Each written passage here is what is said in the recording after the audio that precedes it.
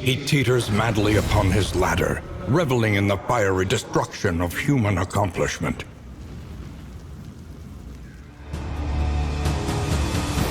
Welcome to the handy guide to Darkest Dungeon 2 bosses. This time we'll be tackling the Librarian. The Librarian is the lair boss for the Sprawl. He has the lowest HP among all the region bosses and has a chance to drop 2 of my favorite trinkets that basically carried my Grand Slam runs. The trophies it gives are generally useful but isn't anything meta changing, unlike the one from Dreaming General or the Harvest Child. So how do you fight this Candle Axe?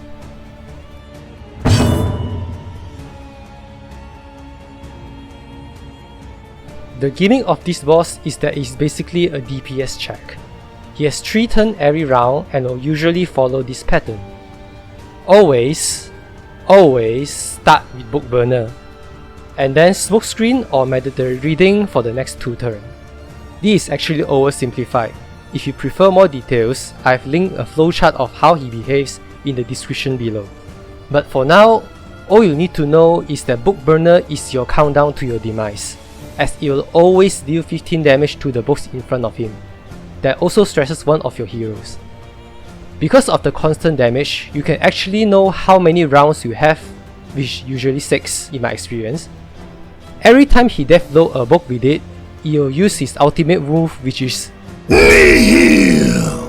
Nihil! Nihil! So yeah, you can actually nickname these 3 stacks of books Tres! Duo! Unos! When he finish counting, I mean burn all the 3 books, that's when he'll go Super Saiyan and It's Morbid time. your objective here is very simple. Just kill him before you burn all the books. Okay, so now you got an average of 6 rounds to deal 115 HP of damage. Sounds fairly easy, so where's the catch?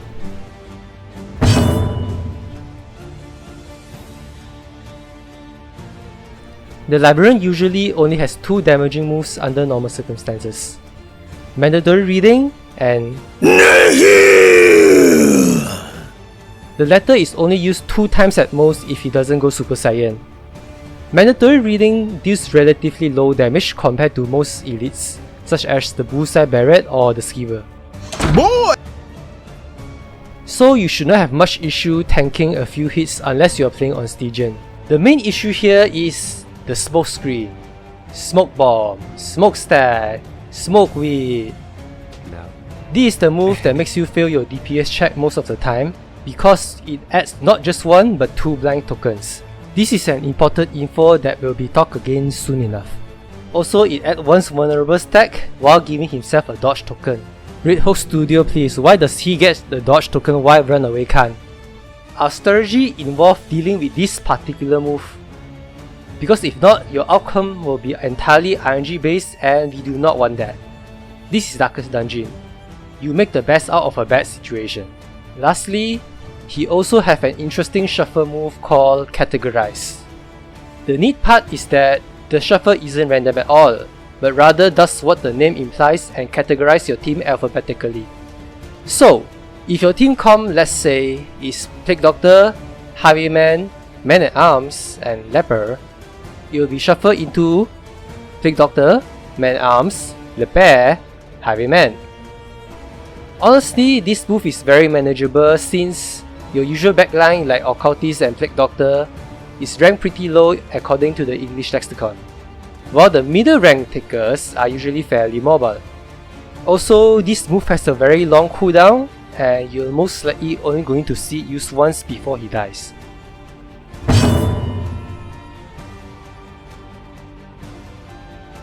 Like I said, the main problem here is the smoke stack. You just need to ask yourself this one question for every hero in your comp. Are you doing damage? If yes, then well, do your thing. If not, eat all the smoke, take it all in, breathe it like how Leper breathes in milk with all the milk-soaked linen he has been hoarding. Speaking of which, you should definitely bring them for this particular fight. What's that? You don't have any?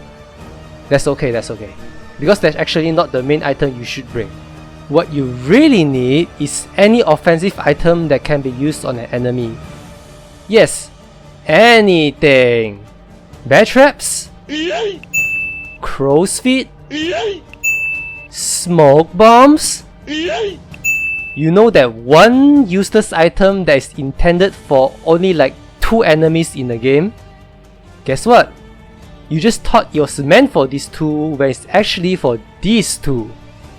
Yes, Chalk can remove dodge tokens because it counts as an attack, initiating the dodge check.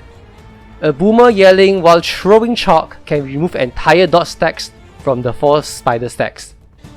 Now you know how to properly use that item, you're welcome. Back to the Librarian. You want to put these offensive items on your damage dealers, so when it is their turn, you can guarantee your hit by removing the Librarian dodge token.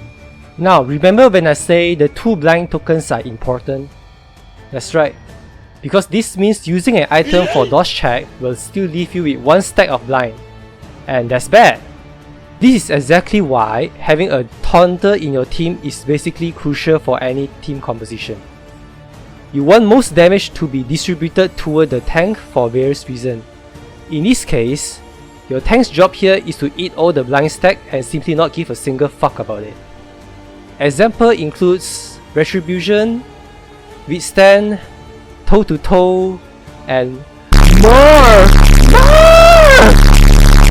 If you don't have a taunt or a tank, the monkey assists, but I still don't have high hopes for your team future endeavors.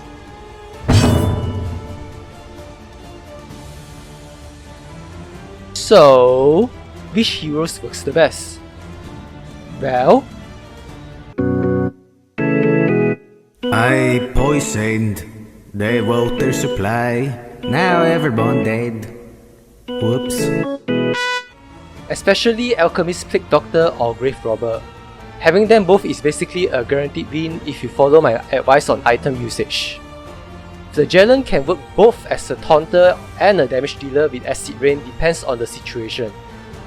If you don't have any throwable items, which is pretty rare, you can consider upgrading Highwayman's Tracking Shot or Vestal's Illumination, as they both prevent dodge tokens for 2 whole rounds. Not turns, but rounds. Personally, I don't think there is a bad hero for this matchup, just not great. Because those that can't hit backline can usually taunt or do something else. The worst I can think of is Runaway, but even that, she can be a valuable support by removing blind with Heartlight and return the smokescreen to the Librarian that can be devastating if upgraded.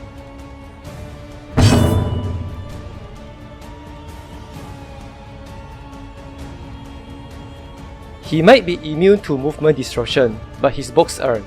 So in order to pull him forward, you push the book backwards. Don't be afraid to hit the books as collateral damage. The move Book Burner is hard-coded to advance the HP bar to the next value and not just simply deal 15 damage. What this means is that in case your Plague Doctor is feeling really naughty and start to crit the grenades on the books, or Leper hitting wee bit harder with Purge, it's fine as long as it does not exceed 15 damage dealt during that turn. If you somehow manage to heal the book by just 1 HP every round, you can indefinitely prevent him from going Super Saiyan, theoretically speaking. But there isn't a move that can heal your enemy as far as I'm concerned. He only activates his cheat code after burning all the books, not after reaching rank 1 in case you're worried about bringing him forward. Remember when I said only 2 damaging moves? Well, I lied. There's actually a 3rd damaging move called Burnout, which I only saw him use once in my 200 hours of playtime. He will only use that move if he is brought to rank 1, so he can complete his book burning session by sending himself backwards while doing a decent amount of damage.